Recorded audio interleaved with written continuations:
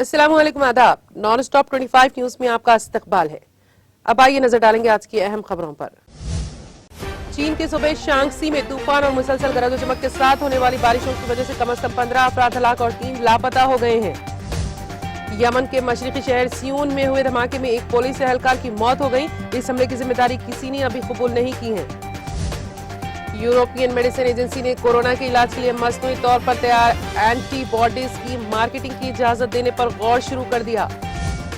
German chancellor अंजीना Merkel ने Israel से दरख्वास्त की है कि वो फलस्तीनी रियासत के क़याम की जरूरत को नजरअंदाज न करें। दुबई एक्सपो 2020 में तीसरी अमरीकी सदर थॉमस जेफरसन के ज़ेरे इस्तेमाल रहने वाला 18वीं सदी का कुरान पाक का नादिर नुस्खा नुमाइश के लिए पेश कर दिया गया।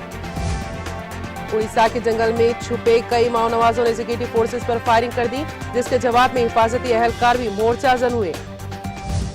दिल्ली हाईकोर्ट ने दिल्ली पुलिस की सरबराह राकेश अस्थाना की तकर्री को चैलेंज करने वाली अर्जी को खारिज कर दिया था। ये अर्जी एक एनजीओ के सरबराह सदर आलम नामी शख्स ने दायर किया था।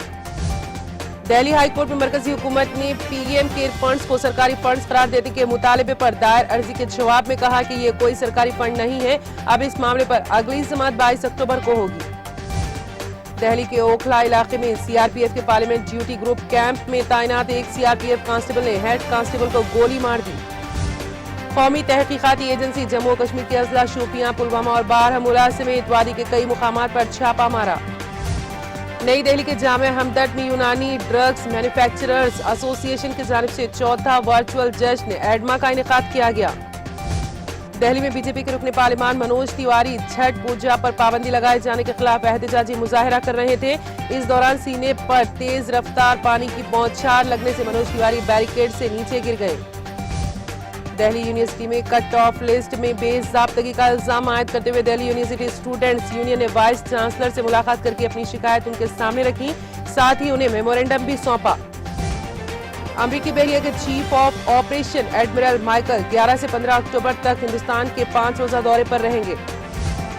बीजेपी ने कांग्रेस को हदफ तनकीद बनाते हुए कहा है कि कांग्रेस वोटों की खातिर उत्तर प्रदेश की लखीमपुर खीरी तशद्दुद मामले को सियासी रंग देने की कोशिश कर रही है। वजीर आजम नरेंद्र मोदी ने मंगल को किसी का नाम लिए बगैर मुखालिफिन पर निशाना लगाते हुए कहा कि सेलेक्टिव अप्रोच जमहूरियत के लिए खतरा है। वजीर आजम नरेंद्र मोदी ने वीडियो कॉन्फ्रेंसिंग के जरिए कौमी हुकूक इंसानी कमीशन के 28वें यौम तासीस के प्रोग्राम में शिरकत की।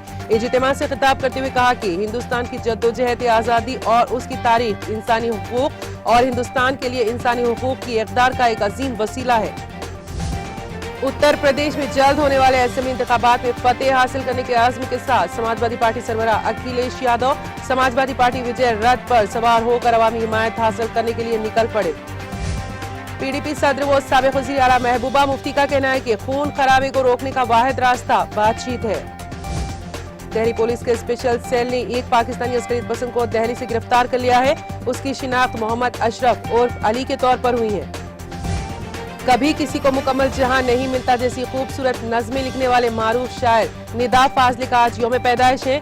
12 अक्टूबर 1938 को वो दिल्ली में पैदा हुए। उनका इंतकाल 8 फरवरी 2016 को मुंबई में हुआ था। उन्होंने 77 बरस की उम्र पाई। बॉलीवुड सुपरस्टार अमिताभ बच्चन के 79वें यौम पैदाइश पर उनके चाहने वालों ने अजमेर शरीफ में उनकी सलामती के लिए दुआ की और दरबार में चादर पेश करके गरीबों में लंगर तकसीम किया। गुजरात के नजीर मंसूरी ने कहा है कि सिंगिंग और डांसिंग का शौक उन्हें बचपन से ही था। पुराने गाने सुनते थे और इसकी नकल किया करते थे और शौक उनका बिजनेस बन गया। हैदराबाद क्रिकेट एसोसिएशन की सरपरस्ती में Nawab Mansoor Ali Khan Pataudi T20 Tiger Cup के एक मुकाबले का सनसनीखेज इख्तिताम हुआ, जब चारमीनार क्रिकेट क्लब ने कामयाबी के लिए मतलूबा निशाना 20वें ओवर की पहली गेंद पर छक्के के साथ हासिल किया। नवाजुद्दीन सिद्दीकी को एमी अवार्ड के लिए नामजद किया गया है। मुझे कई बरसों तक इसलिए मुस्तरद किया जाता रहा क्योंकि मेरी रंगत सांवली है। मैं रंग की बुनियाद पर होने वाली तफरीक के खिलाफ हमेशा से ही लड़ता आया हूँ।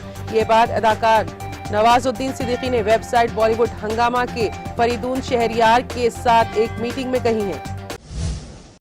और अब इसी के साथ नॉन स्टॉप 25 न्यूज यहीं पर खत्म हुई। आप देखते रहिए TTV। अब इजाजत दीजिए। खुदा हाफिज।